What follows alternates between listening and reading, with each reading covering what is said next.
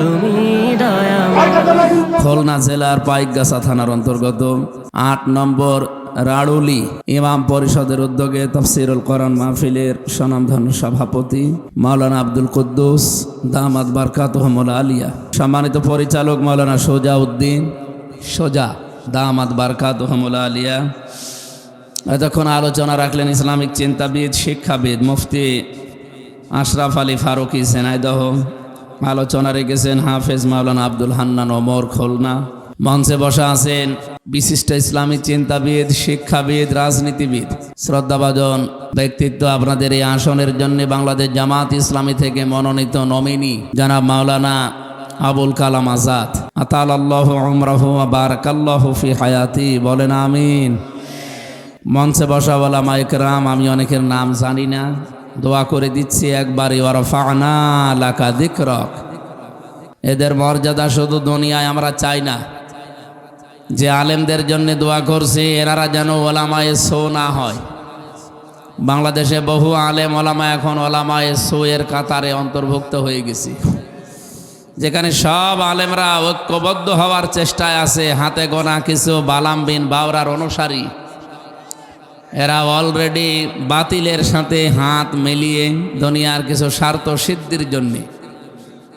প্রশ্ন আসতে পারে আপনারা না, সুলাইমান আলাইহিস সালাম আল্লাহর কাছে দোয়া করেছিলেন, ক্বালা রাব্বিগফিরলি ওয়া হাবলি মুলকান লা ইয়ামবাগি লি আহাদিম মিন বাদি ইন্নাকা আনতাল ওয়াহ্হাব। সূরা সাদের 35 নম্বর আয়াতে আছে।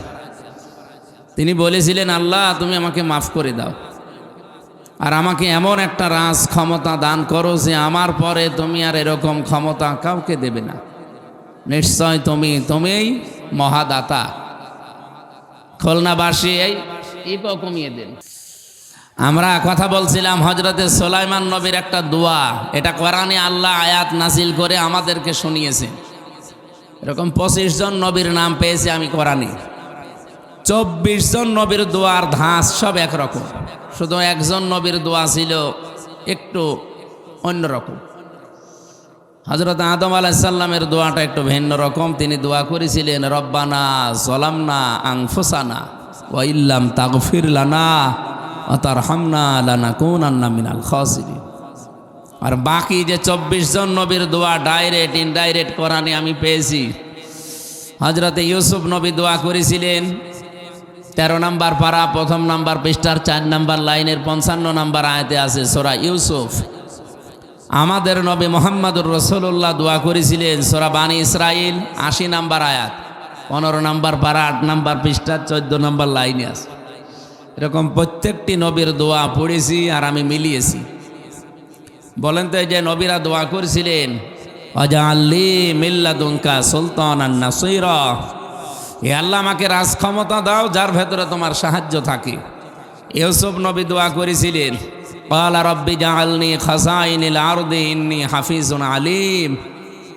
আমরা ঘন্টাখানেক কথা বলতে চাই, থাকবেন আপনারা? যে কথা আপনাদেরকে শোনাচ্ছিলাম, সুলাইমান নবী দোয়া করলেন, আল্লাহ আমাকে তুমি মাফ করে দাও, আমাকে এমন একটা রাজ ক্ষমতা দান করো যে আমার পরে তুমি আর কাউকে এরকম ক্ষমতা দেবে না। আল্লাহ তার দোয়া কবুল করেননি, জবাব দিলেন না। আল্লাহ তাকে এমন ক্ষমতা দিয়েছিলেন, তিনি পিপিলিকার ভাষা পর্যন্ত বুঝতেন। কথা বলেন না কেন? জিন পর্যন্ত তার আনুগত্য করত, তার তাবেদার ছিল। আমার প্রশ্ন, এই যে নবীরা যে দোয়া করলেন, ওনারা কি দুনিয়া ভোগ করার জন্য দোয়া করেছিলেন? বলেন বলেন। ক্ষমতা পাওয়ার জন্যে, ভোগ করার জন্যে এই দোয়া করেছিলেন? দুনিয়ায় বেশি বেশি টাকা পয়সা কামাই করবেন এই জন্যে, বেশি বেশি বিয়ে করবেন এই জন্যে? একটা বারের জন্য চিন্তা করেন না, এই দোয়াগুলো তো কোরআনে আছে, খালি কোরআন শরীফ খতম করে গেলেই হবে? হযরতে সুলাইমান তিনি দোয়া করলেন, আল্লাহ আমাকে রাজ ক্ষমতা দাও। আমি সারমর্ম পড়ে দেখলাম, তাফসিরের ভেতরে লেখা আছে উনি দুনিয়া ভোগ করার জন্য না, দুনিয়ায় টাকা পয়সা অর্থ সম্পদ এগুলোর মালিক হওয়ার জন্য না। দিনের যে বিধানের কথা তিনি বলতেন, খালি বলেই যেতেন, কিন্তু মানুষকে মানাতে পারতেন না। চিন্তা করলেন এটা বলে গেলেই হবে না, এটা মানুষকে মানানো লাগবে। আর মানাতে হলে যে জায়গা দরকার সেই জায়গা তিনি চেয়েছিলেন। আমরা সত্যি নবীর উম্মত যারা, নবীর উত্তরাধিকারী যারা, আমরা সত্যিকারের নবীর উম্মতের ভেতরে যারা গণ্য হতে চাই, আমাদেরও মন থেকে বলছি এদেশে ক্ষমতা যদি আমরা পাই দুনিয়া ভোগ করার জন্যে না, আল্লাহর বিধান বাস্তবায়নের জন্যে। আমি জেলে যাওয়ার আগে 19 সালের শেষের দিকে জেলে চলে গেলাম। ওই সময় গ্রামে একটা জেনার ঘটনা ঘটেছিল। এক মহিলার স্বামী আছে বিদেশে, ওই মহিলা গ্রামের একজনের সাথে লাইন করে কাজ করে ফেলেছে। 4 জন সাক্ষীও আছে। ও মহিলা যদি একটু নরম হয়, যে একটু মাপ মাপ চায়, তাও তো হয়। বলছে করেছি, তা হয়েছে কি, দরকার হয় ফের করবো। যে কি গো, এ মহিলা তো সেই রকম ধাঁচ দেখছি। গ্রামের লোকজন বলছে ফতোয়া দেন তো কি করা যায়। বলে আমার ফতোয়া হচ্ছে, যেহেতু বিবাহিতা, এর বুক পর্যন্ত মাটির ভেতরে গেড়ে ফেলে, পুঁতে ফেলে, উপর থেকে পাথর বা ইট দিয়ে মেরে ফেলা লাগবে। এই ফতোয়াকে আমি বানিয়েছি না কোরআনে আছে? আরো জোরে বলেন। সূরা নূরের 2, 3, 4 নম্বর আয়াতে আছে যে অবিবাহিতা এবং বিবাহিতা যদি হয় তাহলে তার বিচার কি হবে জেনা করলে। আমি গ্রামের মোড়ল যারা আছে, মাতব্বর মণ্ডল, বললাম যে রায় দিলাম, ফতোয়া দিলাম, কিন্তু এটা আবার কার্যকর করিন না। কারণ ওই মহিলাকে সঙ্গে সার করার আগে দেখা যাচ্ছে পুলিশ আমারে সঙ্গে সার করবে। বললেন হুজুরে ধরি নিয়ে আয় না। এটা তো 19 সালের কথা, কথা বোঝার চেষ্টা করেন কি বলতে চায়। 7 দিন, খুব বেশি হলো 7 দিন পরে পুলিশ একটা মামলায় আমারে ধরে নিয়ে গেল। 3 বছর জেলখানায় থেকে বের হলাম। এসে দেখছি গ্রামের লোক 2 ভাগ। এক ভাগ আছে ওই মহিলার পক্ষে, টাকা পয়সা আসে, ওর স্বামী পাঠায়, এটা খেয়ে আল্লাহ বিল্লাহ করে। আর এক দল আছে তারা নামাজ রোজা করে, ওই দলে নেই। 3 বছর পরে বাড়ি আসলাম, দেখছি এই এক দল আর আসে না, কথাও বলে না। কি গো, আপনাদের সমস্যা কি? কথা তো বলেন না, বা দেখাও করলেন না। বলছে না, তোমার সাথে কোনো কথা নেই, তোমার ওয়াজও শুনবো না। কি গো, কি অপরাধ আমার বলেন? আমার অপরাধ এতদিনেও মাফ হয়নি? বলছে না, খালি ফতোয়া দিতে পারো, দেখাতে পারো না। ঠিক আছে, এবার মাথায় গামছা বেঁধে লিখেছি যে শুধু ফতোয়া দেব না, এবার বাংলাদেশে ফতোয়া যা দেব এটা আমরা সংসদে আইন পাশ করে দেখাবো। পাগলকে যদি বলা হয় নৌকা নাড়াবি না, ও বলে আমার মনে ছিল না। আমরা তো এই লাইনারি লোক ছিলাম না, আমরা অবিখা ওয়াজ করে খেতাম, ওয়াজের বিনিময়ে খাদ্য। সুতরাং আপনারা সেখান থেকে জোর করে নিয়ে এসেছেন, এবার নেন। আমরা চাচ্ছি এবার আবুল কালাম আজাদের মতো 151 জন যদি এই দেশে কোরআন বুকে নিয়ে সংসদে যেতে পারে, যে ফতোয়াগুলো এই 54 বছরে আমরা দিয়েছি ওইটা আবার একটা একটা করে দেখাতে পারবে। এইটা আমরা দুনিয়া ভোগ করার জন্য চাই নাকি টাকা পয়সা বেশি বেশি কামাই করার জন্যে, বেশি বিয়ে করার জন্যে না? আপনারা বুঝেছেন তাহলে বাস্তবতা। সুতরাং যে সমস্ত ওলামা এসো বললাম, দুনিয়ার কোন স্বার্থের কারণে একটা চেয়ারের জন্য যারা আজ আলেমদের ঐক্য নষ্ট করে একামতে দিন প্রতিষ্ঠা হোক, এই জায়গায় যারা ফতোয়াবাজি করছেন তাদের থেকে উম্মত, এই জাতি নিরাপদ দূরত্ব বজায় রাখবে। ঠিক কি বুঝে বললেন নাকি আন্দাজে? আলহামদুলিল্লাহ। সুতরাং যারা আজকের মাহফিলে আলেম ওলামা এসেছেন, আপনাদের সম্মান আমি শুধু দুনিয়া না উভয় জগতে কামনা করছি, আল্লাহ যেন বৃদ্ধি করেন, বলেন আমিন। মঞ্চে বসা ওলামা ইকরাম, সামনে বসা মুসলমান ভাইরা, পর্দার আড়ালের সম্মানিতা মা এবং বোনেরা, মেয়েরা এসেছে, প্রাণ প্রিয় খুলনাবাসী, আমাদের খুলনা বিভাগের সন্তান আমি নিজেও। আমাদের একটা দাম আছে, কারণ বাংলাদেশ জামাত ইসলামীর শ্রদ্ধাভাজন কেন্দ্রীয় সেক্রেটারি জেনারেলের বাড়ি এই খুলনায়, মনে হয় পাশের থানায় হবে, কলতলা। আমার মাহফিলটা নিয়েছিল, আমারে বলছিল যে মিয়া গোলাম পরওয়ার সাহেব থাকবে, তো এসে আর এক পরওয়ার সাহেবকে পেয়েছে। আলহামদুলিল্লাহ। হ্যাঁ, দেখতে একই রকম, খালি নামটা পাল্টানো। ওটার নামের আগে অধ্যাপক, এটার নামের আগে মাওলানা। আলেম পেয়েছি একজন, আলহামদুলিল্লাহি রাব্বিল আলামিন। যেহেতু আমরা একটা মাসে চলছি, সে মাসের নাম রজব মাস। কি মাস? আজকে কত তারিখ জানেন?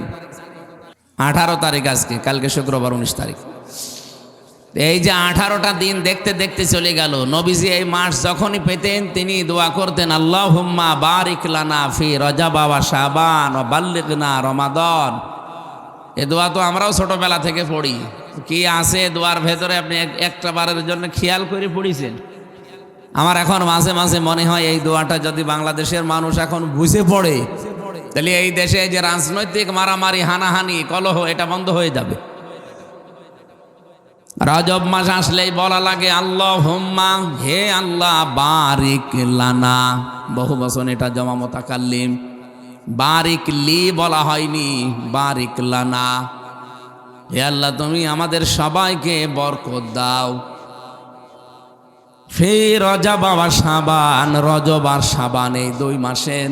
বাল্লিগনা, এটাও বাল্লিগলি বলা হয়নি, বাল্লিগনা রমাদান, আমাদের রমজান পর্যন্ত সবাইকে পৌঁছিয়ে দাও। নবীজির যেহেতু মুখের দোয়া এটা, আপনারা অনেকে পড়েছেন, কিন্তু পড়ার ভেতরে কি নবীজি দিতে চেয়েছেন ওইটা আমরা নিতে পারি নাই।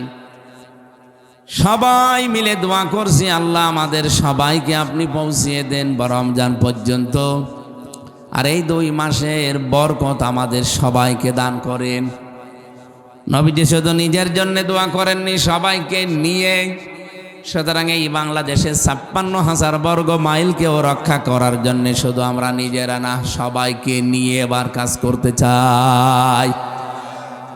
আমার কথার অর্থ বোঝেন আপনারা? এই দেশে যত বড় রাজনৈতিক দল আপনি দাবি করেন, এককভাবে যদি মনে করেন আমি এই দেশকে কন্ট্রোল করে ফেলবো না, আপনি পারবেন না। 99.5 বিলিয়ন মার্কিন ডলার দেশ থেকে, এদেশে এখন ঋণ। এই যে 3 দিন আগের রিপোর্ট, 99.5 বিলিয়ন মার্কিন ডলার আমাদের মাথার উপরে ঋণ। 15.5 বছরে এখান থেকে পাচার হয়ে গেছে 94.4 বিলিয়ন মার্কিন ডলার। আমার তো মাঝে মাঝে মনে হয় এই পাচার করা অর্থগুলো যদি ওনারা ওই দেশে না নিয়ে এই দেশেই মানুষের কর্মসংস্থান তৈরি করত, আর যে সমস্ত উন্নত দেশ আছে তারা যদি তাদের ব্যবসা প্রতিষ্ঠান এখানে সম্প্রসারণ করত, আমাদের এই দেশে এখন যে বেকার একটাও থাকতো না। আমি আমার কুষ্টিয়ার কথা বলছি।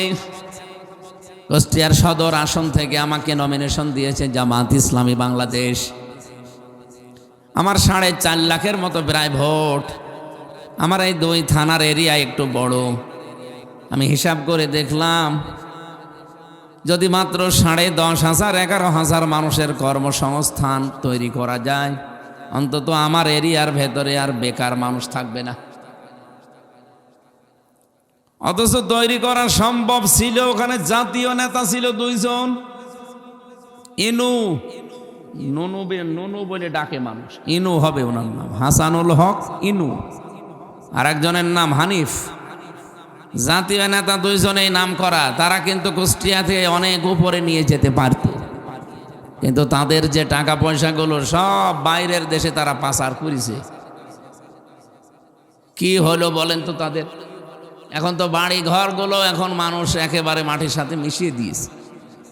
মাঝে মাঝে তাদের বাড়ির সামনে দিয়ে যায় আর চিন্তা করি, আল্লাহ, এই মানুষগুলো টাকা পয়সা পাচার না করে যদি এই কুষ্টিয়ার বুকে হাজার হাজার মানুষের কর্মসংস্থান তৈরি করে দিত, ওদেরকে অন্তত এখন আর পালানো লাগতো না। আর এখন যে অবস্থার সৃষ্টি তারা করেছে, এই অবস্থাও তাদের উপরে আসতো না। তাদের নাম শুনলে মানুষ এখন পর্যন্ত ঘৃণা করছে।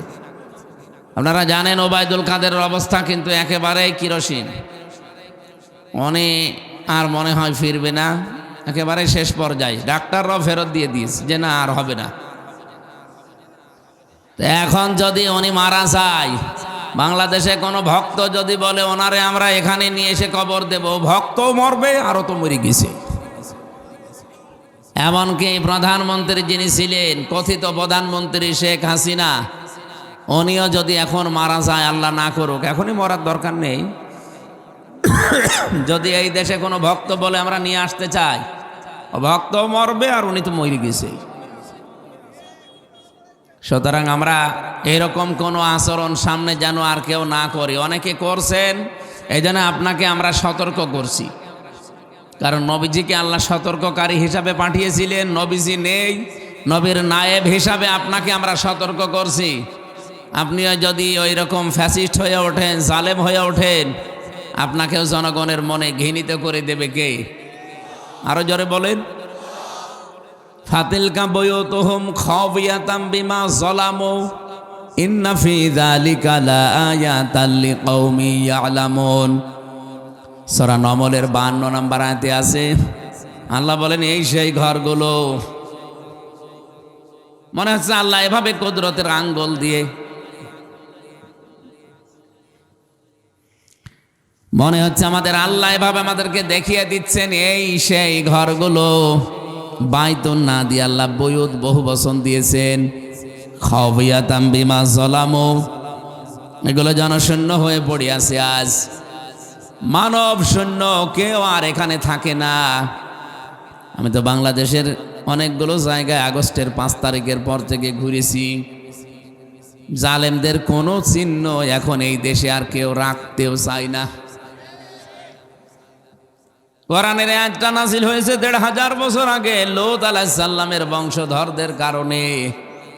আর আমার তো মনে হচ্ছে 2024-এর আগস্টের 5 তারিখের বিকালে এ আয়াত আবার নতুন করে আরেকবার নাযিল হয়েছে। ওই যে ফজলুর রহমান আছে না, ফজু, পাগলা বলার দরকার নেই, ফজু পর্যন্ত থাক। ওনার এলাকায় গিয়েছিলাম, যে দেখি ওই জায়গায় জালেমদের যে অফিস, ওটা তো ভেঙ্গে চোরমার করে দিয়েছে। এমনকি ওইটা এখন মানুষের টয়লেট। অনেকেই প্রসাব করছে, সে মনের সুখে প্রসাব করে আসতেছে, মনে হচ্ছে ওখানে গেলে আরাম পায়। আল্লাহ পাক বলেন কেন এমন অবস্থা করলাম জানো?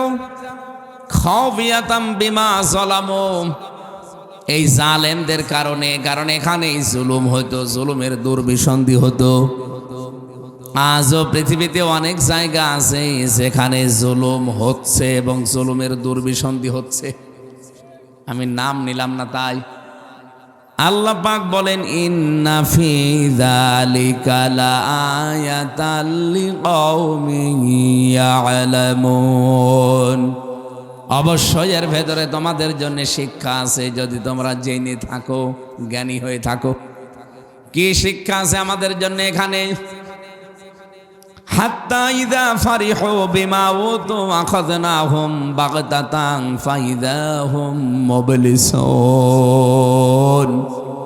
সূরা আনামের 44 নম্বর আয়াতে আল্লাহ জানিয়েছেন, এই মানুষগুলো যখন তাদের ক্ষমতা নিয়ে, প্রভাব প্রতিপত্তি নিয়ে যারা আনন্দে ছিল, আত্মহারা হয়েছিল, আমার আল্লাহর নিয়ামতের কথাগুলো, বিধানের কথাগুলো যারা ভুলে গিয়েছিল, হঠাৎ করে আমি আল্লাহ তাদেরকে আকস্মিক ভাবে ধরলাম। বাগতাতান ফাইযাহুম মুবলিসুন,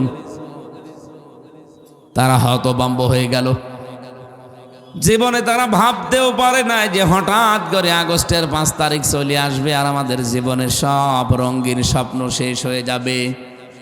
বলেন তো এই কথাগুলো কত বাস্তব আল্লাহর কোরআনের? এই 1500 বছর আগের কথা আল্লাহ মনে হচ্ছে আমাদের দেখে দেখে আবার আরেকবার নাজিল করেছে। রাব্বুল আলামিন বলেন ফাকতিউ দাবিরুল কওমিল্লাযিনা যালামু আলহামদুলিল্লাহি রাব্বিল আলামিন। বলেন আল্লাহু আকবার। রাব্বুল আলামিন বলেন জালেমদের শিকড় কাটা হয়ে গেছে। কেটেছে কে? এখানে এমন কিছু শব্দ আছে যেগুলো আলেম ছাড়া আপনি আন্দাজে জবাব দেবেন না। ফাকতিয়া, এটা মজহুল, এর ফাইল জানা নেই। আল্লাহ বলেন ফাকতিয়া দাবিরুল কওমিল্লাযিনা যালামু, জালেমদের শিকড় কাটা হয়ে গেছে। কেটেছে কে? কেউ জানে না।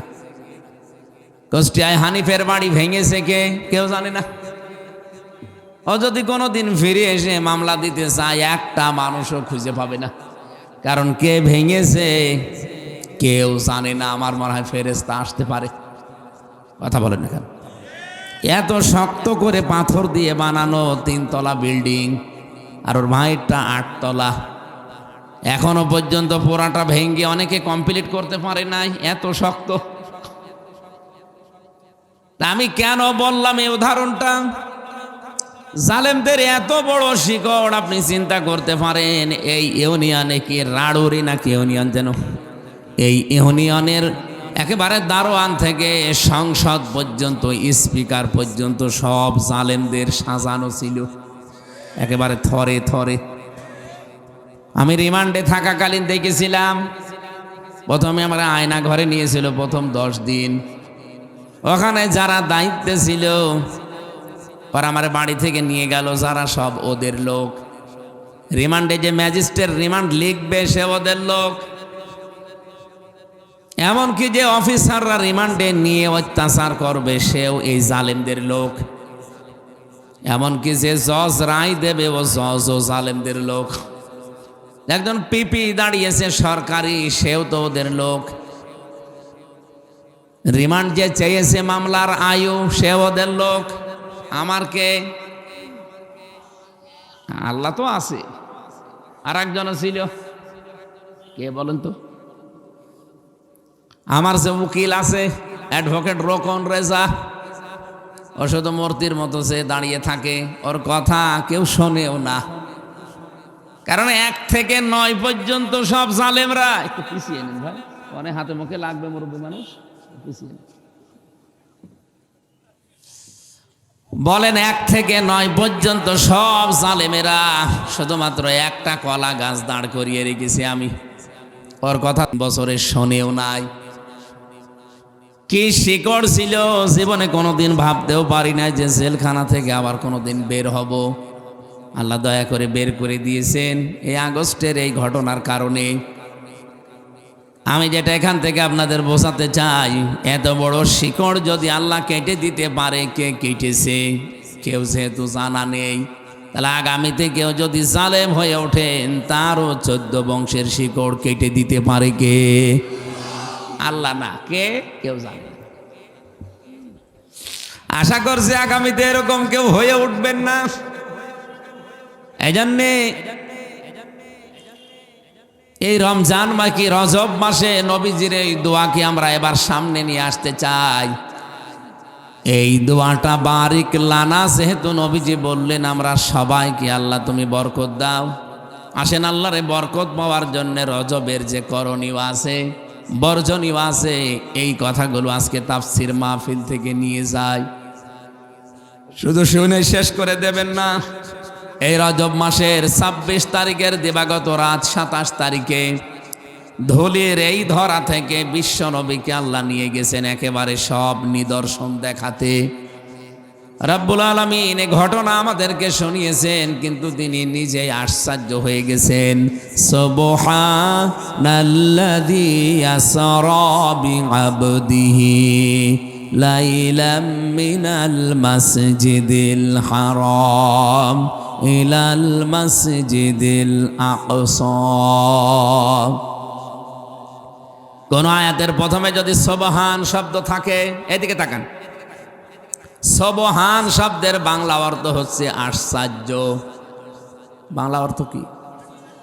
কোন আশ্চর্য জিনিস দেখলেও আমরা এই শব্দটাই বলি সুবহান আল্লাহ, বলি না? এই ঘটনা এত আশ্চর্য, আল্লাহ নিজে পর্যন্ত বর্ণনা করতে গিয়ে তিনিও আশ্চর্য হয়ে এই শব্দটা দিয়েছেন, সুবহানাল্লাযী আসরা বিআবদিহি। পবিত্র সেই সত্তা যিনি তার বান্দাকে কোনো এক রাতের বেলা ভ্রমণ করিয়েছিলেন। বাংলা অর্থ এতটুকুই। এর ভেতরে এমন কিছু আছে যেটা আশ্চর্য হওয়ার মতো।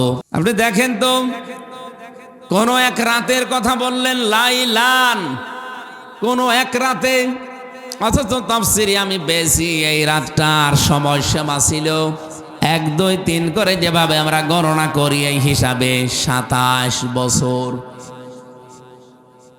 আশ্চর্য হওয়ার মতো বিষয়, এক রাত টেনে আল্লাহ এত লম্বা করেছেন যে রাতের নির্ধারিত সময় হয়ে গেছে দুনিয়ার গণনায় 27 বছর।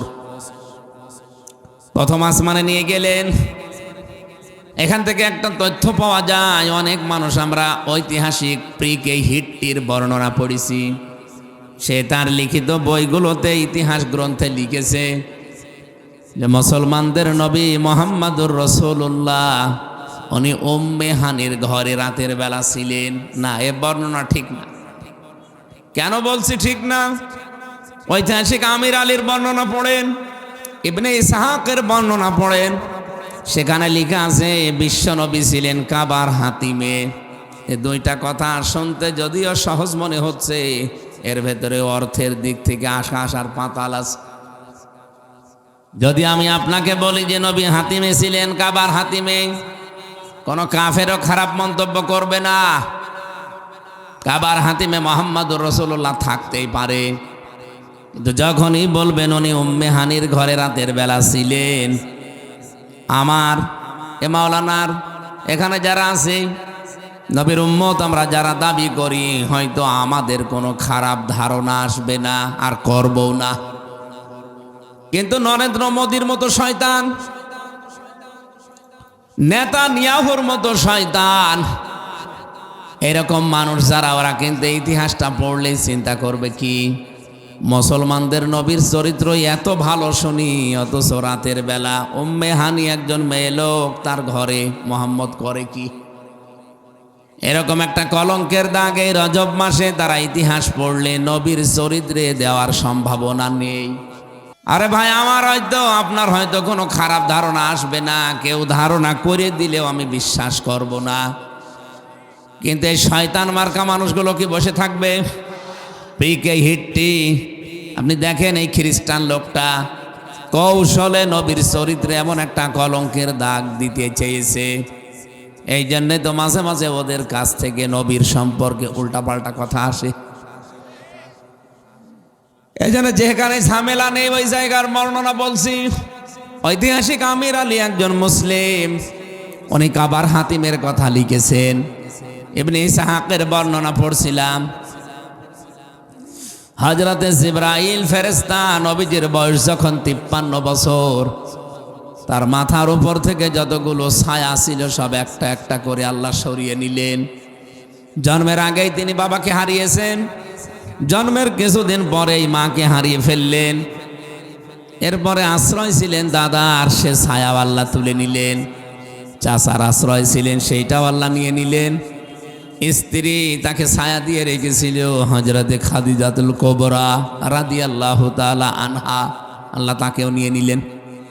এই 53 বছর যখন চলে, আমল হুজন বলা হয় দুঃখের বছর।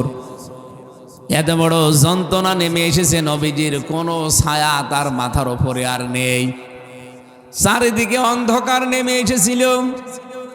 আল্লাহর নবীকে জিবরাইল ফেরেশতা এসে তার পায়ের নিচে তার জিহ্বা দিয়ে চাটতে আরম্ভ করেছে। নবীজি ঘুমিয়েছিলেন, ওঠার পরেই বললেন আপনাকে আল্লাহ দাওয়াত দিয়েছেন, চলেন। ওযু করে নিলেন, চলতে থাকলেন। বারকন নামে একটা, যেটাকে আমরা বোরাক বলে ডাকি, এটা আরবি শব্দ বারকন। বারকন মানে বৈদ্যুতিক গতি সম্পন্ন যান। এই যে বিদ্যুতের গতি হচ্ছে 1 সেকেন্ডে 1,86,000 মাইল, এরকম একটা বৈদ্যুতিক গতি সম্পন্ন যানে চড়িয়ে তিনি নিয়ে গেলেন। ঐতিহাসিকরা হাজার হাজার পৃষ্ঠা লিখেছে। কিছু কিছু জিনিস এখান থেকে আমরা শিক্ষার জন্য নিতে চাই। বোরাকে যখন উঠবেন, বোরাকটা লাফাচ্ছিল। হযরতে জিবরাইল ডাক দিয়ে বলে কি, তোমার পিঠের ওপরে কে উঠবে তুমি কি টের পাও? আল্লাহর পরে এই পৃথিবীতে সবচাইতে মর্যাদা সম্পন্ন ব্যক্তিত্ব মুহাম্মাদুর রাসূলুল্লাহ। বোরাক যেন মানুষের ভাষায় কথা বলছে, ইয়া রাসূলুল্লাহ, আপনাকে নিতে পেরে আমিও সৌভাগ্যবান, কিন্তু আমি কেন লাফাই জানেন? কিয়ামতের দিন আপনি তো ময়দানে মাহশার থেকে জান্নাত পর্যন্ত যাবেন কোনো না কোনো যানবাহনে চড়ে। আপনি আজকে কথা দিয়ে যান, কিয়ামতে যখন জান্নাতে যাবেন আমার পিঠে চড়ে যাবেন। নবীজি কথা দেওয়ার পরেই বোরাকটা থেমে গেল। নিয়ে গেলেন বিশ্বনবী মোহাম্মদ রাসূলুল্লাহকে প্রথম আসমানে। রাস্তা ছেড়ে দেন ভাই, অ্যাম্বুলেন্স রাস্তা ছেড়ে দেন, রোগী আছে রাস্তা ছেড়ে দেন। সুবহানাল্লাহ আলহামদুলিল্লাহ লা ইলাহা ইল্লাল্লাহ। দেন দেন ছেড়ে দেন, রোগী আছে ছেড়ে দেন, ছেড়ে দেন, রাস্তা পরিষ্কার করে দেন তাড়াতাড়ি। সুবহানাল্লাহ আলহামদুলিল্লাহ। আমার ভাইরা, প্রথম আসমানে নেওয়ার পরেই ফেরেশতা জিবরাইল ডাক দিলেন। আসমানের যে ফেরেশতারা দায়িত্বে আছে বললেন দরজা খুলে দাও। উপর থেকে আওয়াজ এলো ওনাকে কে আসতে বলা হয়েছে। এদিকে তাকান, শিক্ষা আছে এখানে।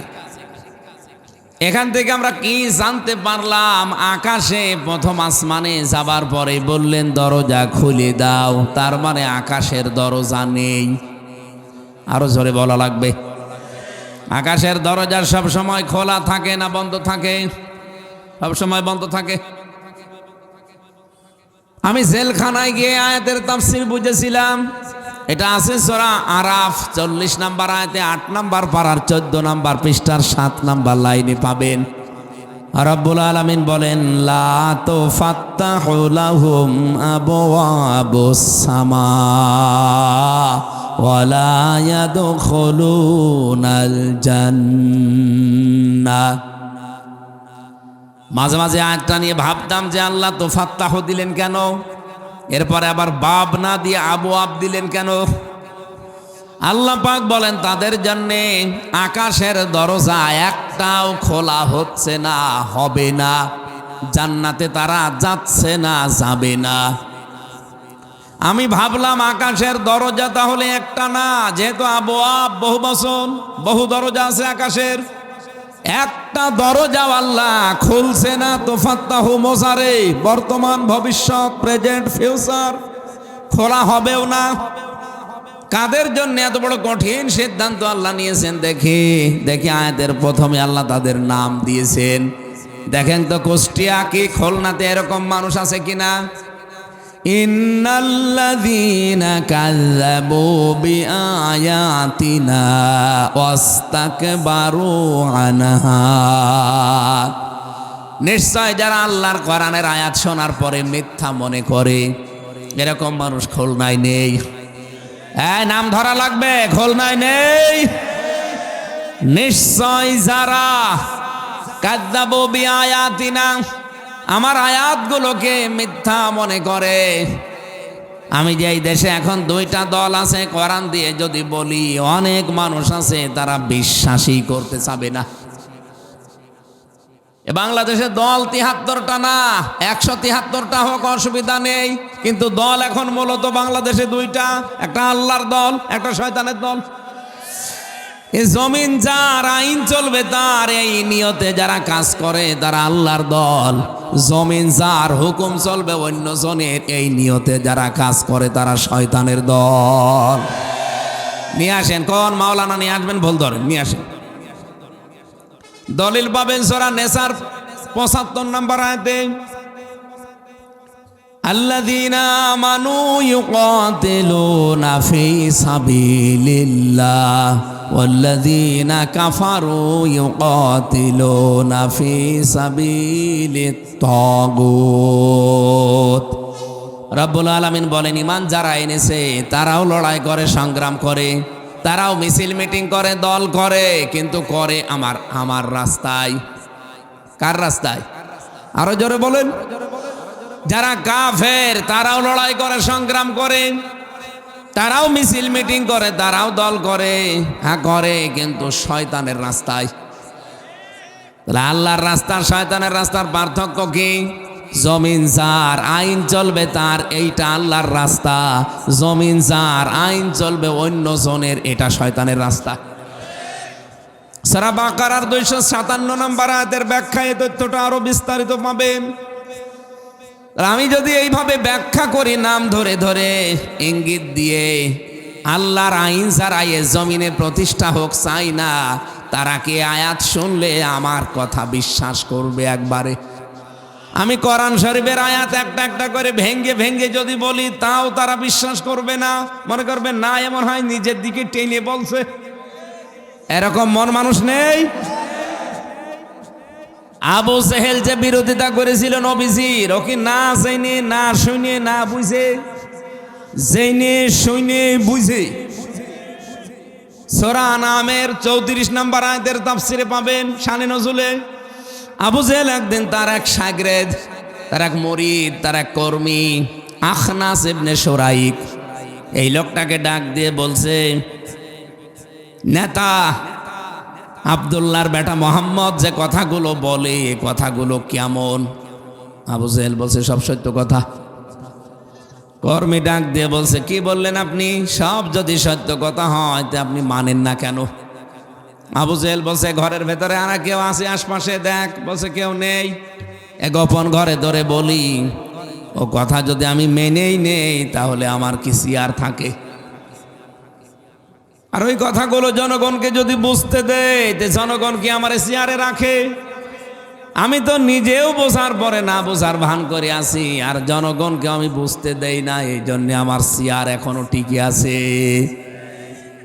বাংলার মানুষেরা আবু জেহেলের এই জীবনী পড়ার পর এই শানে নজুল আমি বানিয়ে বলছি না, আছে সূরা আনাম, এটা 7 নাম্বার পারা 10 নাম্বার পৃষ্ঠার 12 নাম্বার লাইনে 34 নাম্বার আয়াতের শানে নজুল, যে কোনো তাফসিরে পাবেন। ও আখনাস বিন শুরাইক এই কাফেরকে, এই কর্মীকে ডাক দিয়ে বলেছিল, বেটা এই কারণেই তুই কর্মী আর আমি নেতা,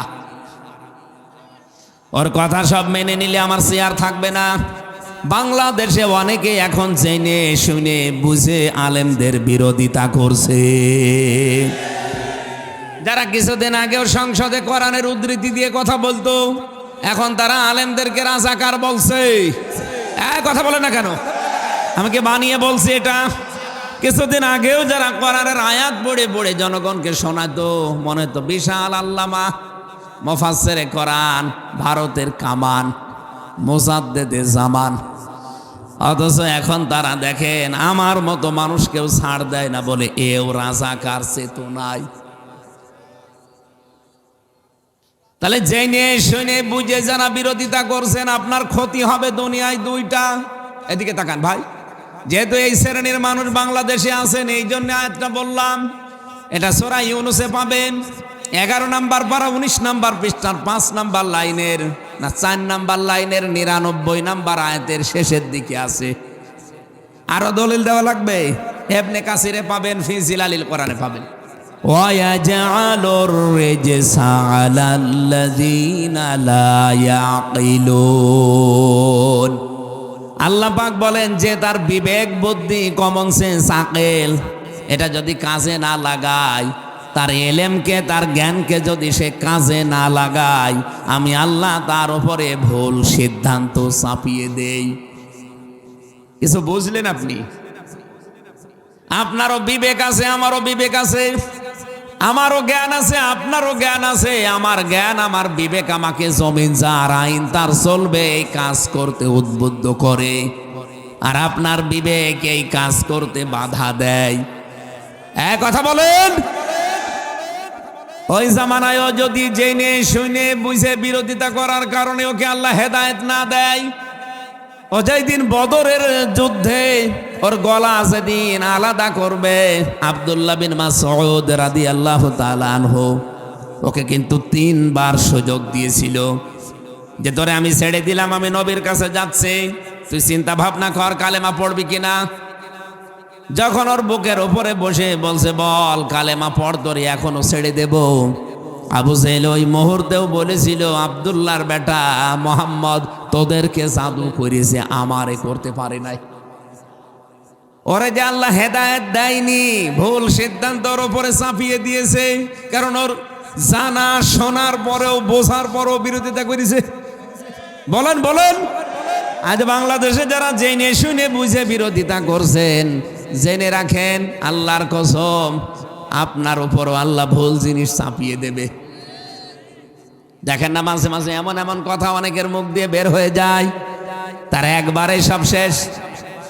কি কথা বলছেন? একজন কিছুদিন আগে দেখলাম বলেই ফেলেছে আমরা শরিয়া আইনে বিশ্বাস করি না। আবার 10 দিন পরে বলছে না আমরা কোরআন সুন্নাহ দিয়ে দেশ চালাতে অঙ্গীকারাবদ্ধ। এক মুখে কয় কথা বলবেন? কয়দিন আগে বললেন আমরা বিশ্বাসই করি না, আর এখন বলছেন কোরআন হাদিস দিয়ে দেশ চালাবো। মানুষ কিন্তু বুঝে ফেলেছে এটা ভোট নেওয়ার কারসাজি। নাকি আপনারা বোঝেন না? এই যে ভুল জিনিসটা চাপিয়ে দিল প্রথমে কে? আল্লাহ বলেন আমি চাপিয়েছি কেন জানো? কারণ ওরও বিবেক আছে, ওরও জ্ঞান আছে, ওরও কমন সেন্স আছে, আকল আছে, কিন্তু কাজে লাগায়নি। এই বাংলাদেশ সহ বিশ্বে যারা আজকে বাংলা ভাষাভাষী শুনতে পাচ্ছেন, আপনি যদি বিবেকটা কাজে না লাগান, আমি কোরআন দিয়ে দলিল দিলাম আপনার উপরও আল্লাহ ভুল জিনিস চাপিয়ে দেবে। আসেন না আমরা বিবেকটা কাজে লাগাই। 2 নম্বরে যারা বিবেক কাজে লাগাবে না, আবু সেহেলের মতো মরণ যখন হবে তখন আপনি ঈমান আর পাবেন না, চেষ্টা করলেও পাবেন না, বেঈমান হয়ে মারা যাবেন। ও 3 একই কথা বলেছে। আব্দুল্লাহর ছেলে মোহাম্মদ তোদেরকে পর্যন্ত জাদু করেছে, কিন্তু আমার পর্যন্ত আসতে পারি নাই। আমি যদি এখনো মোহাম্মদকে পেতাম তাহলে তার মুখের ওপরে আমি থুতু নিক্ষেপ করতাম। বলেন নাউজুবিল্লাহ।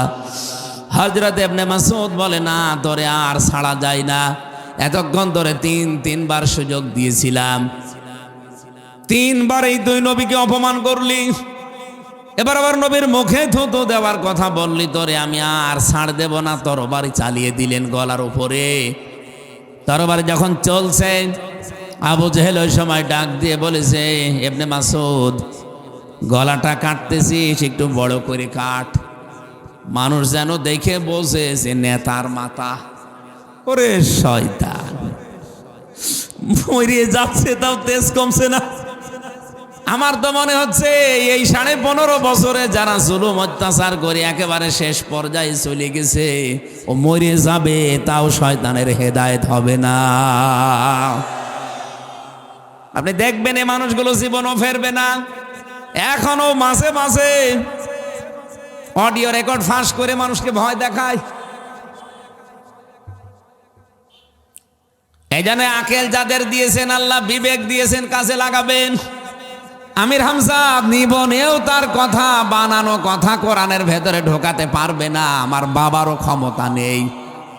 কোরআনের ভেতরে যদি আমি কোনো কথা ঢুকিয়ে দেয়, আমি আল্লাহর নামে চালাই, আমি ধরা খেয়ে যাব। যেমন আবুল সরকার ধরা খেয়েছে। আল্লাহর কোরআনের আয়াত পড়ে মন মতো ব্যাখ্যা করছিল, ধরা খায়নি।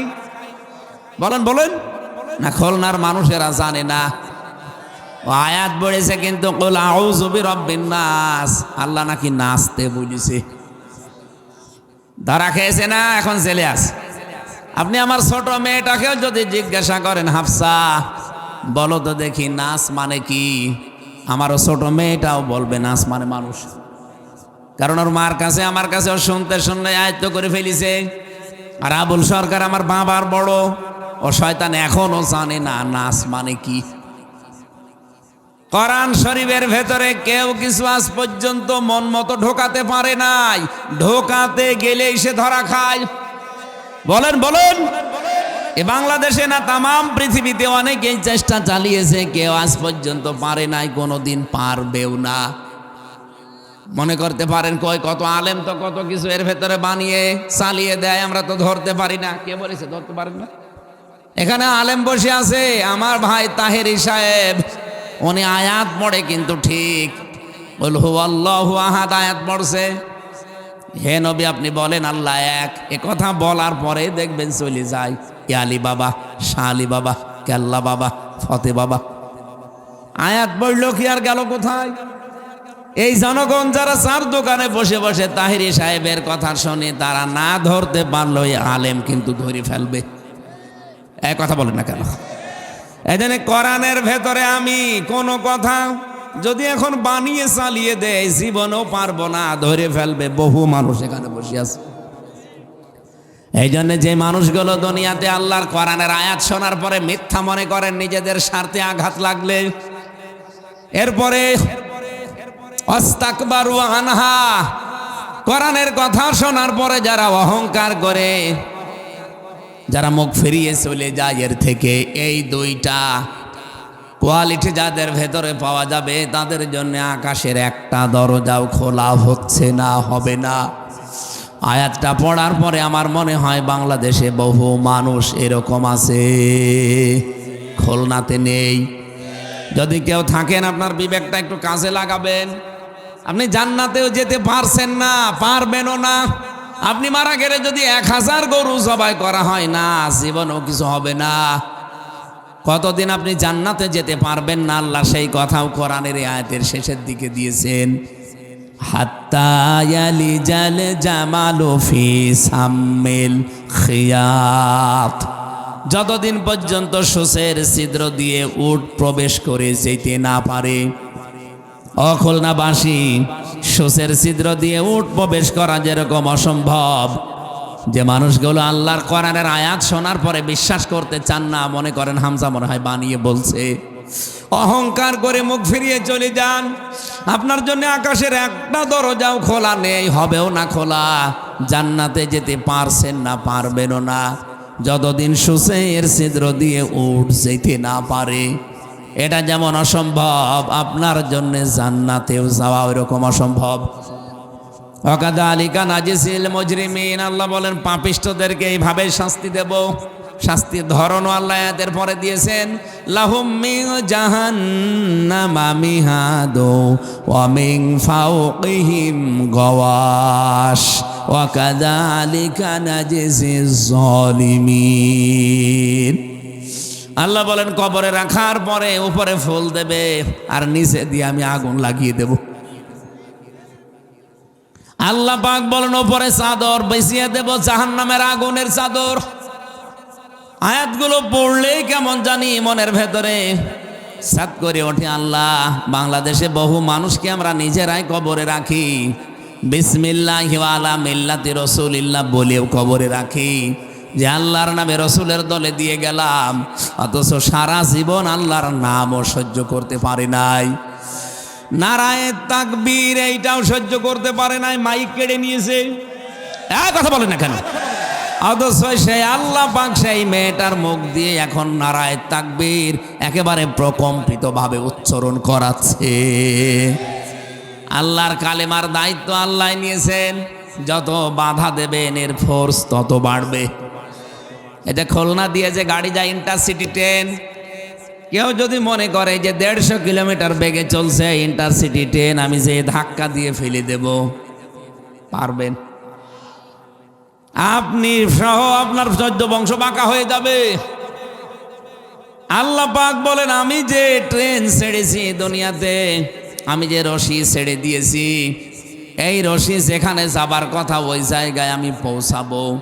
এখানে বাধা দেওয়ার চেষ্টা যারাই করবে আমি আল্লাহ নিজে তাদের ওপর প্রতিশোধ নেব। এই জন্য আল্লাহর প্রতিশোধ এবার আলাদা ভিন্ন হয়ে দাঁড়িয়েছে। যেখানেই বাধা আমরা দেখতে পাচ্ছি সেখানেই কালেমাটা উচ্চ হচ্ছে।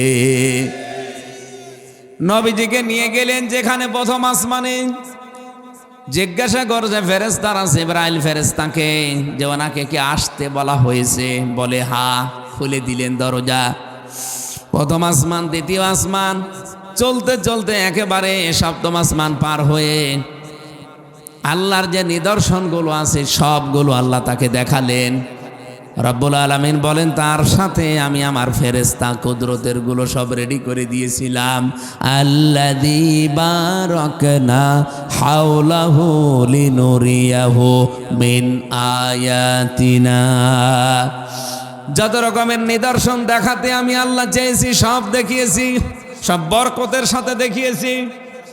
সর্বশেষ আমি তাকে দেখালাম আমার নিজের তৈরি করা হাউজে কাউসার। এটা একটা গম্বুজের মতো, চারিদিকে বিসমিল্লাহির রহমানির রহিম লেখা, ফোঁটা ফোঁটা হয়ে পানি পড়তেছে, সব নালা হয়ে এসে ওই গম্বুজের ভেতরে পড়ে। নবীজি জিজ্ঞাসা করলেন ইয়া আখি জিবরাইল, হে ভাই জিবরাইল এটা আবার কি? ফেরেশতা বলেছিলেন হে নবী এইটাই সেই হাউজে কাউসার। কিয়ামতের ময়দানে মানুষ যখন পানির পিপাসার যন্ত্রণায় ছাতি ফেটে যাবে, একটাই আওয়াজ শুধু ময়দানে হবে, পানি পানি। এই পানি যে এক গ্লাস পান করতে পারবে সে জান্নাতে যাওয়ার আগ পর্যন্ত আর পিপাসা লাগবে না। ডাক দিয়ে বললেন, ভাই এটা পাবে কারা? ফেরেশতা বলেন, হে রাসূল এটা পাবে তারা দুনিয়াতে যারা এই জিনিসের আমল করেছে। কি জিনিস? এখানে লেখা দেখেন না কি আছে চারিদিকে, বিসমিল্লাহির রহমানির রহিম। দুনিয়াতে সব কাজের আগে যারা আল্লাহর এই নাম নিয়ে আরম্ভ করবে তাদেরকে আমার আল্লাহ এইটা দান করবে। নবী যে দুনিয়ায় আসার পরে যে কোনো কাজ শুরু করার সময় পড়তেন বিসমিল্লাহির রহমানির রহিম। মাঝে মাঝে মোনাজাতে বলতেন, মাবুদ আমারে তুমি হাউজে কাউসার থেকে বঞ্চিত করো না, আমি কিন্তু বিসমিল্লাহর আমল ছাড়ি না, সব জায়গায় পড়ি। নবীজির মনের একতি মিনতি কাকতি আকাঙ্ক্ষা তামান্না দেখে মহান আল্লাহ সূরা কাউসার নাজিল করে সান্ত্বনা দিলেন, ইন্না আ'তাইনাকাল কাউসার। হে নবী আপনার জন্য হাউজে কাউসারটাই আমি আল্লাহ লিখে দিলাম, এটা আপনার নামে রিজার্ভ করে দিলাম, এটার মালিক শুধুমাত্র আপনি। কিয়ামতের দিন আপনার হাত থেকে যে এটা পাবে সে মাত্র জান্নাত পাবে, কোনো পিপাসা তার লাগবে না। কিন্তু আপনাকে আমি আজ আল্লাহ লিখে দিয়েছি আপনার আমলের কারণে বিসমিল্লাহর। এই পৃথিবীতে যেই মানুষগুলো দুইটা কাজ করবে তারা আপনার হাত থেকে এই পানি পাবে। খুলনাবাসী নবীর উম্মত যারা দাবি করছেন, এবার দেখেন তো আমার আল্লাহ আমাদেরকে কাউসার দেওয়ার জন্য কি শর্ত দিয়েছেন, ফাসাল্লি লিরাব্বিকা ওয়ানহার। এক নম্বরে দুনিয়ায় যারা রবের জন্য নামাজ পড়ে, কার জন্যে? আরো জোরে। নির্বাচন আসতেছে, অনেকেই নামাজ রবের জন্য না ভোটের জন্য পড়বে। এক আসরের নামাজ 3 জায়গায় পড়বে, এরা কাউসার পাবে। বলেন বলেন। আল্লাহর আয়াত ছিল ফাসাল্লি লিরাব্বিকা, আপনি নামাজ পড়তে হবে আপনার রবের জন্য। এই জমিনে যারা রবের জন্য একবার নামাজ আরম্ভ করবে তামাম পৃথিবী দিয়ে দিলেও তারা এক ওয়াক্ত নামাজ ছাড়বে না। আর যারা ভোটের জন্য নামাজ পড়বে, ভোট চলে গেলে নামাজও ছেড়ে দেবে। বলেন বলেন। এজন্য নামাজ পড়তে হবে কার জন্য বলেন তো? আরো জোরে। আমি আয়াতের তাফসীর পড়তে গিয়ে পেয়েছি, কোনো মানুষ যদি সত্যি রবের জন্য নামাজ পড়ে মাস্ট বি তার ভেতরে কয়েকটা কোয়ালিটি তৈরি হবে। এক নম্বরে লোকটা বিনম্র হবে। আজ বাংলাদেশে বিনম্র মানুষের সংখ্যা খুব কম, বেশিরভাগই আমরা উগ্র। আমার মতের বাইরে গেলে তার উপরে আমরা উগ্রতা ছড়াই না। খুলনায় এসব নেই। আপনি নামাজি হন, দেখবেন আপনাকে আল্লাহ বিনয়ী করে দেবেন। অবাশশিরিল মুখবিতিন, আল্লাহ বলেন বিনয়ী যারা এদেরকে নবী আপনি সুসংবাদ দেন। সুতরাং নামাজ আপনাকে বিনয়ী বানাবে, নম্র বানাবে, ভদ্র বানাবে। আসেন না আমরা যেই কয়দিন আছি দুনিয়ার এই জীবনে নামাজ যেন না ছাড়ি, বিশেষ করে ফরজ নামাজ ছাড়া যাবে না। দুনিয়ার এই জীবনটা এভাবে আস্তে আস্তে কেটে চলে যাবে। আল্লাযী খালাকাকুম মিন দুফিন সুম্মা জাআলা মিন বাদি ইলা আখিরি আয়া। সূরা রুমের ভেতরে আল্লাহ জানিয়েছেন, আমি মানুষকে বানিয়েছি প্রথমে দুর্বল করে, এরপরে আমি আল্লাহ তাকে কিছু শক্তি দেই কুওয়াতান, এরপরে আবার তাকে একটা বয়সে বার্ধক্যে নিয়ে দুর্বল করে ফেলি, এরপরে আমি আল্লাহ তাকে মরণ দিয়ে আমার কাছে ডেকে নিয়ে আসি। যেহেতু দুনিয়ার জীবনটা চলমান, পরিক্রমায় চলছে এভাবে, কেউ এখানে থাকার জন্য আমরা আসি নাই, থাকতেও পারবেন না। যেই কয়দিন অন্তত হায়াতের জিন্দিগিতে আছেন, ফরজ নামাজ ছেড়ে দেবেন না। এই ওয়াজটা আজকে থেকে মানা যাবে না। ফরজ নামাজ জীবনে আর কোনোদিন ছাড়বেন না। হাত তোলেন দেখি, লিল্লাহে তাকবীর। দেখেন তো হাত তোলেনি কে? দেখেন, আলহামদুলিল্লাহ আজকের মাহফিল সাকসেস। আপনি ফরজ নামাজ জীবনে যেন ছাড়বেন না, তাহলে আল্লাহ আপনার দায়িত্ব ছেড়ে দেবে। আপনি বোঝেন কি বললাম?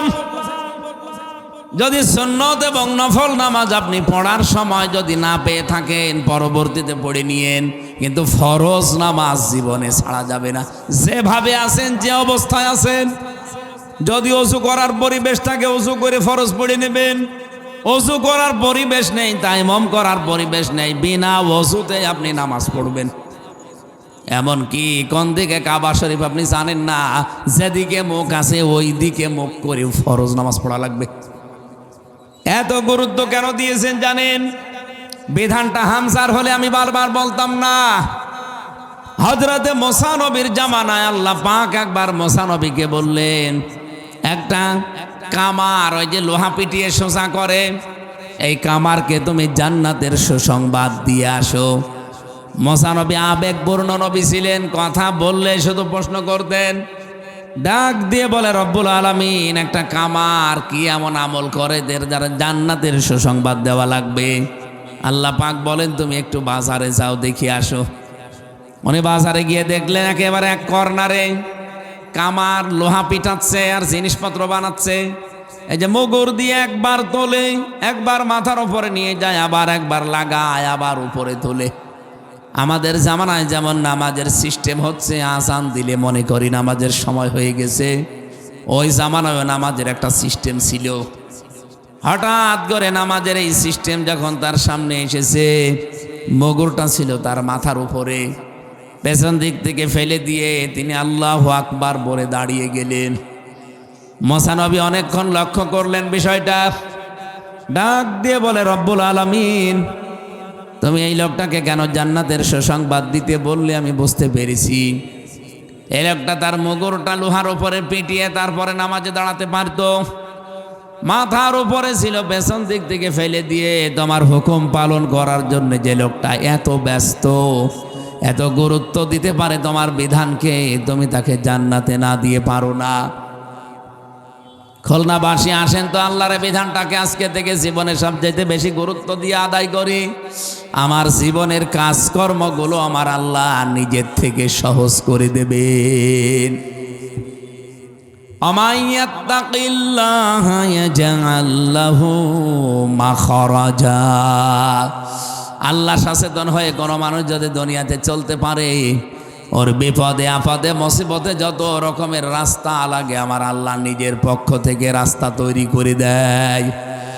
আজ যেহেতু দেশ নিয়ে ষড়যন্ত্রের একেবারে সর্বশেষ জায়গায় পৌঁছিয়ে গেছে ভারত, আপনারা গ্রাম্য মানুষ টের পাচ্ছেন না, কঠিন ষড়যন্ত্রে লিপ্ত হয়েছে আমাদের এই প্রতিবেশী নামে কলঙ্ক এই ভারত আমাদের নিয়ে। ওরা এতদিন চেষ্টা করেছিল যে মহিলাকে নিয়ে এসে, মহিলাকে দিয়ে পারে নাই, এখন নতুন করে আবার কাউকে কাউকে ধরেছে, এমন এমন চেষ্টা চালাচ্ছে। দেখেন এই যে মাঝে মাঝে এই বিশৃঙ্খল পরিবেশ তৈরি করে বিশ্বের মানচিত্রে এই দেশটা জঙ্গি দেশ, এটা ওরা দেখানোর চেষ্টায় আছে, কিন্তু পারছে না। কালকেও কুষ্টিয়াতে জেলা স্কুলের সামনে দিনের বেলা একজনকে কোপিয়ে সঙ্গে সঙ্গে মেরে ফেলেছে। ঢাকাতে একজনকে গুলি করে মেরে ফেললো কালকে। এই বিশৃঙ্খলাগুলো যারা ঘটাচ্ছে আমরা কিন্তু অনেকে জানি, এগুলো কেন করছে, কার ইন্ধনে করছে আমরা তাও জানি। পাশের এই প্রতিবেশী নামে ইন্ডিয়া কলঙ্ক এরা চেষ্টা চালাচ্ছে, এই দেশটাকে আমরা অঙ্গরাজ্য যদি বানাতে পারতাম। ভারতের বহু জায়গায় আপনি দেখেন এখন অনেক মুসলমানকে ধরে বলছে, বল জয় শ্রীরাম, নাই তো মেরে ফেলবো। আমি কি এটা বানিয়ে বলছি না হচ্ছে? ওদের নিজেদের ভেতরে এটা করছে কেন? ওরা দোহাই দিচ্ছে। বাংলাদেশের ময়মনসিংহ নামে একটা জেলা আছে, সেখানে একজন হিন্দু ভাইকে নাকি কারা যেন পুড়িয়ে ফেলেছে। এই কারণে তারা প্রতিশোধ নিতে মুসলমানদেরকে এখন পিটিয়ে সাপের মতো মেরে ফেলছে। আমার প্রশ্ন হচ্ছে, ময়মনসিংহে যাই হিন্দু ভাইকে মেরেছে পুড়িয়ে, এর পক্ষে আমরা না ঘৃণা জানাই, ধিক্কার জানাই, প্রতিবাদ জানাই? তাই বলে আপনি এই ময়মনসিংহের হিন্দু ভাইকে মেরে ফেলার দোষ ভারতের মুসলমানদেরকে দিতে পারেন না, কারণ তারা আমাদেরকে বলে দেয়নি যে বাংলাদেশে মুসলমান হিন্দুদের পুড়িয়ে ফেলেন, বলেছে। একজনের দায় আর একজনের উপরে দিয়ে দিলেন কোন কারণে? বাংলাদেশে যে মন্দিরগুলো এখনো পর্যন্ত অক্ষত আছে, আমরা নিজেরা আরো মন্দির পাহারা দিয়েছি। ভারতে যতগুলো মসজিদ আপনারা ভাঙলেন, আল্লাহর ঘরগুলো শুধু ভেঙ্গে দেয়নি, টুকরা টুকরা করে অধিকাংশ মসজিদের জায়গায় তারা টয়লেট বানিয়েছে। এতদিন যেখানে সেজদা দিত জায়গাগুলো এখন অধিকাংশ জায়গায় হয় মন্দির বানিয়েছে, নাই টয়লেট বানিয়েছে। এখন বাংলাদেশে আমরাও যদি বলি হ্যাঁ তোরা ওখানে 1000 বছর আগে নাকি এই জায়গায় মন্দির ছিল, এই জন্য ভেঙ্গে দিয়ে ওখানে আবার মন্দির বানাচ্ছে। বাংলাদেশে 92% মুসলমান। এখন যদি বলে ঢাকার ইস্কন মন্দির 1000 বছর আগে এই জায়গায় মসজিদ ছিল, ভেঙ্গে আবার মসজিদ বানাবো, কি করবেন আপনারা? আমরা যেহেতু উগ্র জাতি না, আমরা সচেতন হয়ে চলতে চাই। এই জন্য নামাজের এই বিধানটা আমি সামনে নিয়ে এসে এই পয়েন্টটা নিয়ে এসেছি, এই কারণে নামাজি হয়ে যান। নামাজের ভেতরে অনেক কিছু আল্লাহ লুকিয়ে রেখেছে। আপনি যদি সত্যিকারের নামাজি হতে পারেন, আল্লাহর জন্য নামাজ ধরতে পারেন, এই ষড়যন্ত্র যেগুলো চলছে সূক্ষ্ম সূক্ষ্ম আপনার মাথায় ধরবে না, এগুলো আমার আল্লাহ নিজে কন্ট্রোল করবে। আমি একটা দোয়া পড়েছিলাম জেলখানায় থাকতে, মাঝে মাঝে ওটা পড়তাম। ওটা নবীজির মুখের দোয়া, মুখস্থ করে পড়বেন। আল্লাহুম্মা ইন্না নাজআলুকা ফি নুহুরিহিম ওয়া নাউযু বিকা মিন শুরুরিহিম। হে আল্লাহ, যত ষড়যন্ত্র চলছে এগুলো মোকাবেলা করা আমার দ্বারা সম্ভব না, তোমাকে রাখলাম, তুমি মেহেরবানি করে এর মোকাবেলায় যথেষ্ট হয়ে যেও। আল্লাহ পারবে না? আরো জোরে বলেন।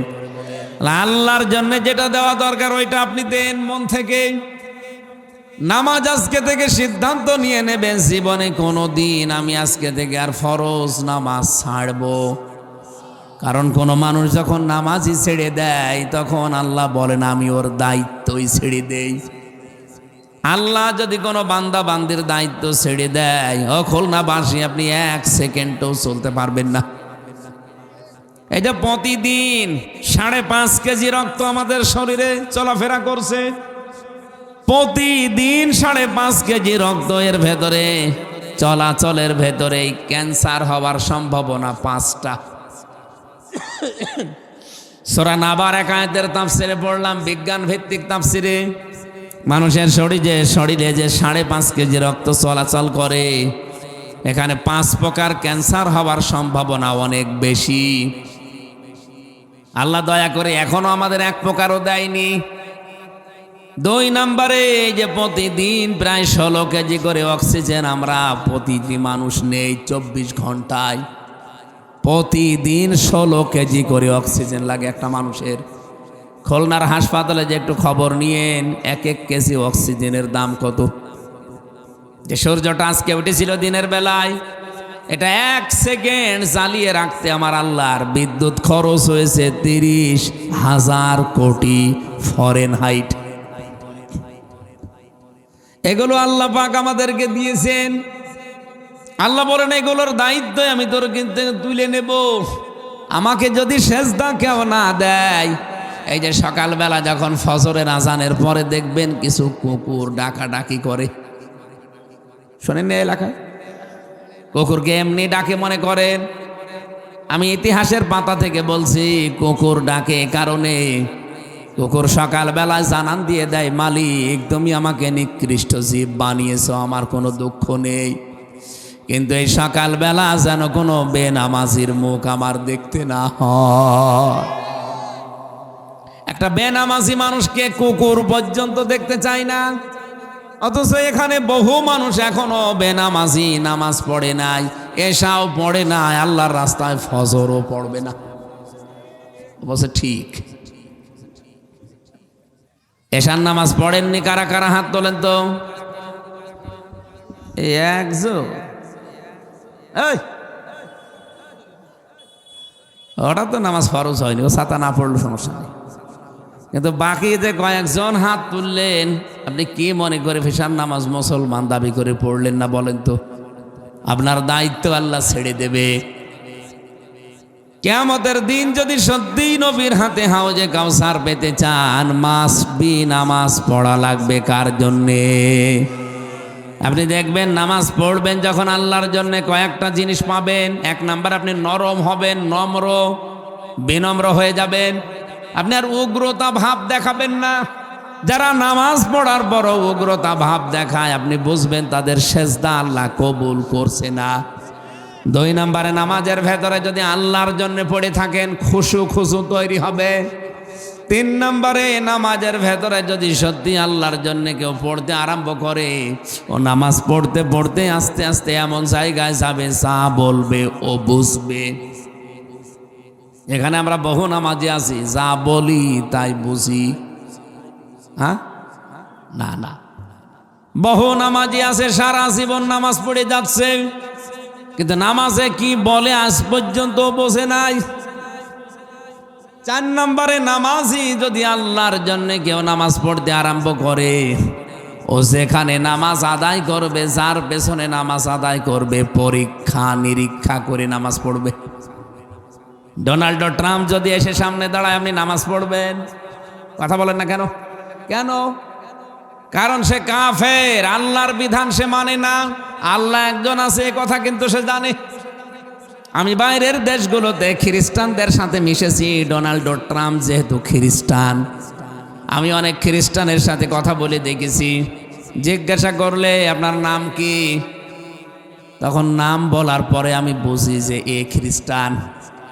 কনফার্ম হওয়ার জন্য যদি বলে আপনার নবীর নাম কি, তখন বলে যিশু। যিশু মানে ঈসা আলাইহিস সালাম। আমরা যাকে ঈসা নবী বলে ডাকি, ওরা তাকে যিশু বলে। এই খ্রিস্টানরা কাফের, আমি এই জন্যে বললাম কারণ আল্লাহ একজন আছে ওরা বিশ্বাস করে। পাশাপাশি বলে মরিয়ম আল্লাহর স্ত্রী আর যিশু আল্লাহর ছেলে। তাহলে খ্রিস্টানরা কি বলেন তো? কাফের। বলেন আরো জোরে বলেন। কোন খ্রিস্টান আপনার সামনে সে নামাজে ইমামতি করলে মেনে নেবেন? ইহুদিদের সাথে মিশেছিলাম থাইল্যান্ডে, দেখে হাত মোজা পা মোজা পরা তার স্ত্রীর। ইহুদির মাথায় একটা পাগড়ি, দোপার দাড়ি একেবারে বড় বড়, পাঞ্জাবি গায়ে দেওয়া, হাতে তসবি, জিকির অবশ্যই করছে আল্লাহর নামে। নাম জিজ্ঞাসা করলাম নাম কি, বলে আব্রাহাম ডেভিড। নাম শুনেই বুঝলাম যে এই ইহুদি। কনফার্ম হওয়ার জন্য জিজ্ঞাসা করলাম আপনার নবীর নাম কি, হোয়াট ইজ ইয়োর প্রফেট? তখন আমারে বলছে নবীর নাম জোসেফ। জোসেফ মানে মুসা আলাইহিস সালাম। ওরা মুসা নবীকে জোসেফ বলে ডাকে। উযাইর আলাইহিস সালামকে আল্লাহর সন্তান মনে করে। আল্লাহ একজন আছে বিশ্বাস করে, কিন্তু আল্লাহর ছেলে আছে, স্ত্রী আছে, এই কথা ওরা মানে। এই জন্য ওরা কি, আরো জোরে বলেন। আপনি চেহারা দেখলে জীবনেও বুঝবেন না এটা ইহুদি, মনে হবে বিশাল এক মাওলানা। আমি তো নিচে প্রথমে থমকে গেছি, ট্রেনে যাচ্ছিলাম, এক জায়গা থেকে আর এক জেলায় যাচ্ছিলাম থাইল্যান্ডে, যে দেখি আল্লাহ এ কি বড় মুসলমান, পরে দেখি ইহুদি। আমার প্রশ্ন, এই লোকটাই আব্রাহাম, এই ডেভিড আমার সামনে এসে যদি দাঁড়ায়, আমি নামাজ পড়তে রাজি আছি। সে তো আল্লাহ বলছে, সে তো নবীকেও বিশ্বাস করছে। আমি রাজি না এই কারণে, আমি রাজি না নামাজ পড়তে এই কারণে, কারণ সে আল্লাহর সাথে কি করে। আরো জোরে বলেন। এই বাংলাদেশে আল্লাহ যেটা পারে ওইটা অন্য কেউ পারে, এরকম বিশ্বাস যদি কেউ করে থাকে, সেও তো শিরিক করছে। কথা বলেন না কেন? এ জমিন বানিয়েছে কে? এখানে আইন চালাতে পারে কে? সুতরাং আল্লাহর বানানো জমিনে আল্লাহর আইন বাদ দিয়ে যারা অন্যের আইনে জমিনে কায়েম করতে চান, আপনিও শিরিক করছেন আল্লাহর সাথে, আপনিও মুশরিক। আপনার মতো মানুষ সামনে ইমাম হয়ে আসলে আমি নামাজ পড়বো না বলেই শুধু সামিয়ানার নিচ থেকে চলে যাবেন না, এটা আমি মানি না। এটা ঠিক রাখা লাগবে। নবীর হাতে যদি হাউজে কাউসার কিয়ামতে পেতে চান, আল্লাহর জন্য যদি নামাজ আদায় করতে চান, যার পেছনে নামাজ পড়বেন, যাকে ইমাম মানবেন, নেতা মানবেন, সেটাকে ঠিক হওয়া লাগবে। এমন কোন নেতার পেছনে থাকা যাবে না যে নেতা নিজেই শিরিক করে। কথা বলেন না কেন? এই একজন ইমাম সাহেব একে আপনি মসজিদে 5 ওয়াক্ত নামাজ পড়াবেন, 24 ঘন্টার মাত্র 1 ঘন্টা 10 মিনিট দায়িত্ব ওনার, আর 23 ঘন্টা 50 মিনিট আপনার নিজের। 23 ঘন্টা 50 মিনিট মন মতো চালাবেন, মাত্র 1 ঘন্টা 10 মিনিটের জন্য ওনাকে নিয়োগ দেবেন। তাও মাথা থেকে পা পর্যন্ত আপনি সব লক্ষ্য করে দেখবেন। যদি দাড়ি কাটা থাকে আপনি নেবেন, বলেন বলেন বলেন। চুল যদি একেবারে শাহরুখ খানের মতো কাটে নেবেন। এমনকি ওনার বউ পর্দায় থাকে কিনা এটাও আপনি দেখবেন। এত কিছু যদি দেখে মাত্র 1 ঘন্টা 10 মিনিটের একজন ইমাম নিয়োগ দেওয়া লাগে, যে লোকটা 5 বছরের জন্য আপনার সামনে ইমাম হবে, যার কাছে কোটি কোটি টাকার বাজেট আসবে, এই লোকটার চরিত্র এই হুজুরের চাইতে 100 গুণ ভালো হওয়া লাগবে। খালি উল্টা পাল্টা ধারণা করেন, রাজনীতি মনে করেন এটা রাজনীতি হয় কি করে। আমি তো নামাজের উদাহরণ দিলাম। আপনি হাউজে কাউসার পাওয়ার জন্য হাঁ করে আছেন, অথচ নামাজের শিক্ষাগুলো আপনার জীবনে নেই। আপনার জীবনে এখনো নম্রতা আসেনি। আপনি নামাজের ভেতর এখনো খুশু নিয়ে আসতে পারেননি। নামাজে যা বলেন আপনি বোঝেন না। এমনকি নামাজ যার পেছনে পড়েন আপনার সেই নেতা সেই ইমামও ঠিক নেই। বলেন আপনার হাউজে কাউসার কোন বাবা দেবে? অনহার কোরবানি করা লাগবে দুনিয়ায় ইসলামের জন্য, ইমানের উপরে টিকে থাকতে। কোরবানি ত্যাগ কতটুকু করেছেন আপনি? আপনি কি দেখাতে পারবেন এখন মরে গেলে যে আল্লাহ আমি এই কোরবানি দিয়েছি দুনিয়ায় তোমার জন্য, আমার স্যাক্রিফাইস আছে এতটুকু? কত মানুষ তো আমাদের সামনে ইসলাম মানতে গিয়ে তার সন্তান হারিয়েছে, বছরের পরে বছর জেলখানায় আয়না ঘরে কাটিয়েছে, অথচ আমি কিছুই করতে পারলাম না। তো অনহারের নাম, অনহারের ব্যাখ্যা শুধু পশু কোরবানি করা না, 3টা অর্থ আছে অনহারের। অনহারের প্রথম অর্থ হচ্ছে হজের কার্যকলাপ, 2 নম্বর অর্থ হচ্ছে ইবাদত বন্দেগী, 3 নম্বর অর্থ হচ্ছে কষ্ট ক্লেশ বা কোরবানির পশু জবাই করা। আপনি কোনটা করেছেন দুনিয়ায় নিজের থেকে একটু হিসাব করে মিলান। হাউজে কাউসার পাওয়ার জন্য শুধু হাঁ করে থাকলে হবে না, এটার বাস্তবতা আল্লাহকে দেখাতে হবে। সুতরাং এই 2টা গুণ যারা অর্জন করবে, জিবরাইল বলেছে হে নবী আপনার হাতে তারা কাউসার পাবে। রজব মাসে এই কাউসার আমাদের জীবনে আমরা অর্জন করতে চাই। আমরা যেন নামাজকে নামাজের মতো হয়ে পড়ি এবং দুনিয়ায় আমার যেন আল্লাহর জন্য কোরবানি থাকে। বলেন আমিন।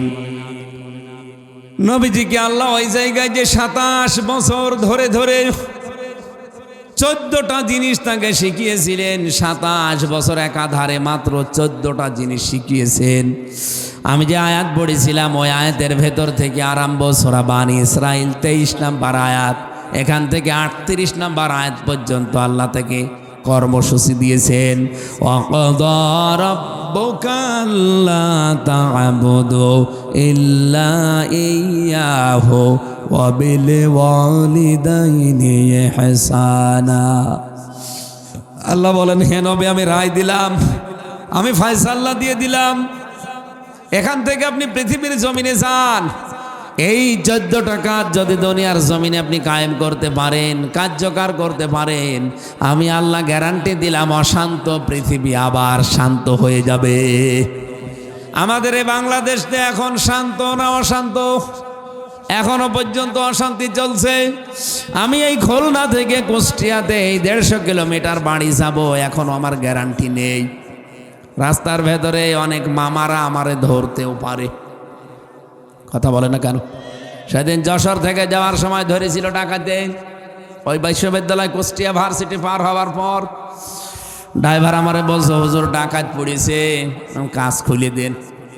কাজ খুলে দেওয়ার পরে দেখি এত বড় বড় ছুরি, মুখ কালো কাপড় দিয়ে বাঁধা। আমারে তো দেখেই চিনে ফেলেছে, তো আমি তো আর চিনি না। টাকা পয়সা চাইছিল হাতে, সব বললাম নেন। আমারে বলছে হুজুর আপনার টাকাও নেব, আল্লাহ মাফ করবে। আরে শয়তান, তাড়াতাড়ি সব মানুষের টাকা কেটে নিয়েছে আর আমারটা নিলে আল্লাহ মাফ করবে না, তাড়াতাড়ি নেন আমার ছেড়ে দেন। যাওয়ার সময় চলে যাচ্ছিলাম, কাজটা তুলে দিল। আমারে বলছে হুজুর চলে যাচ্ছেন, সব টাকা দিয়ে দিলেন, গাড়ির তেল লাগবে না? লাগবে। টাকা নিয়ে যান কিছু, ওখান থেকে বের করে কিছু টাকা দিয়ে বলছে তেল কিনে বাড়ি যান। ড্রাইভার আমারে বলছে হুজুর ডাকাত হলো, ইমানদার ডাকাত। আমার এখান থেকে যশোর থেকে কুষ্টিয়া 100 কিলো, আর এখানে এসে 165 কিলো চলে এসেছে অলরেডি। এখান থেকে যেতে তো আরো ঝামেলা আজকে। বলেন যদি 2-3 জায়গায় আমাকে আটক করে, আর আমি জানি করবে, এই পরিস্থিতি আমরা আর এদেশে থাকতে দিতে চাই না। আমরা সারা বাংলাদেশে 56,000 বর্গ মাইল দিন রাত এক করে ঘুরবো, কেউ আমার সামনে দাঁড়াবে না। মালয়েশিয়া বাংলাদেশে যাতে 7 ডবল বড় বিশাল প্রদেশ, প্রতিদিন আমি 1000-1500 কিলোমিটার রান করতাম ওই দেশে প্রতিদিন।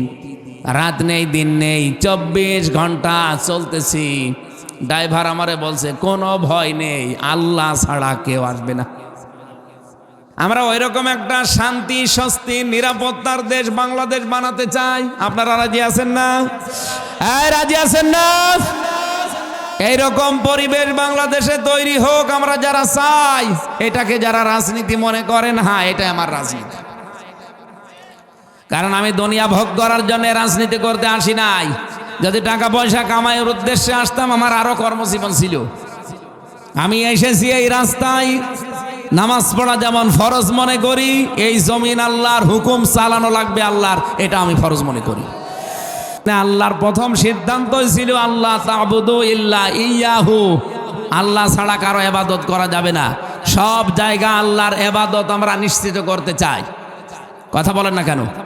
সেই ইবাদতের পরিবেশ বাংলাদেশের সব জায়গায় এখন আছে। আরো জোরে বলেন আছে? ওইটা তৈরি করতে গিয়ে যদি কারো গাত্রদাহ শুরু হয়, হোক। কষ্ট তো করেছি জীবনে, আরো করব, কিন্তু আল্লাহর বিধান দেশে কায়েম করেই ছাড়বো ইনশাআল্লাহ। আল্লাহুম্মা আমিন।